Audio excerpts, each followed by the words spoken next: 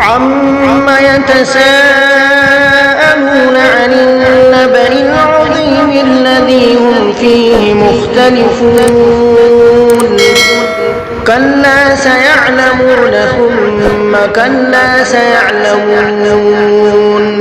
ألم نجعل الأرض مهادا والجبال أوتادا وخلقناكم أزواجا وجعلنا نومكم سباتا وجعلنا الليل لباسا وجعلنا النهار معاشا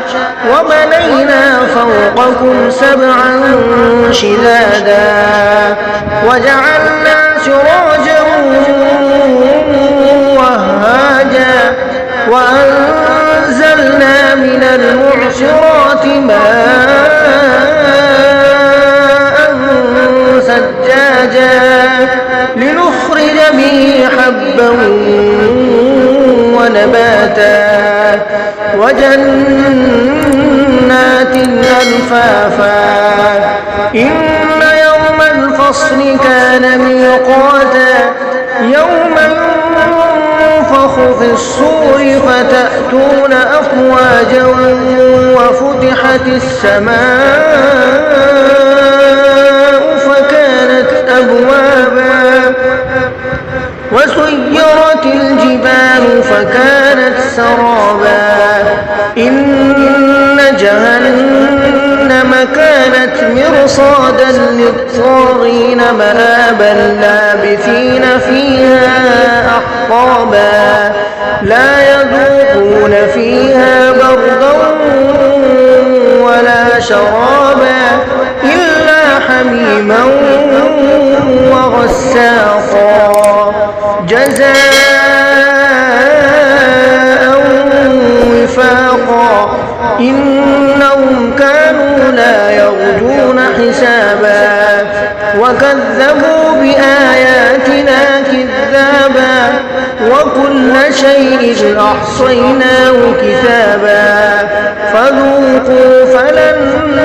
نزيدكم إلا عذابا إن للمتقين مفازا حدائق وأعنابا وكواعب أترابا وكأسا دهاقا لا يسمعون فيها لغوا ولا كذابا جزاء من ربك عطاء حسابا رب السماوات والأرض وما بينهما الرحمن لا يملكون منه خطابا يوم يقوم الروح والملائكة صفا لا يتكلمون إلا من أذن له الرحمن وقال صوابا ذلك اليوم الحق فمن شاء اتخذ إلى ربه مآبا إنا أنذرناكم عذابا قريبا يوم ينظر المرء ما قدمت يداه ويقول